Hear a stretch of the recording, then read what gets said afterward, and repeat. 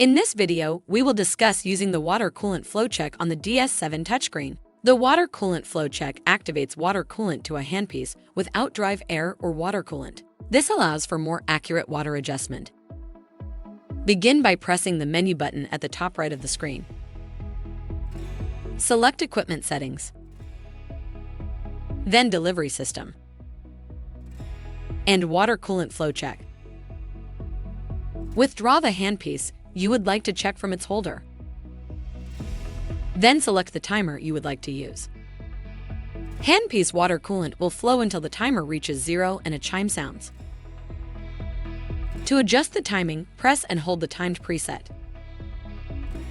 Use the plus and minus buttons to adjust the timer. The volume slider to adjust the chime volume.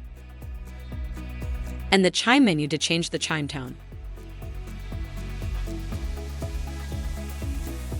Press the home button in the top left corner of the screen to exit the menu and return to the home screen.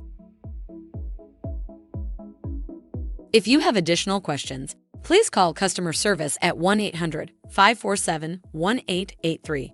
A helpful A-dec associate is just an email or phone call away. That's one thing you can always count on.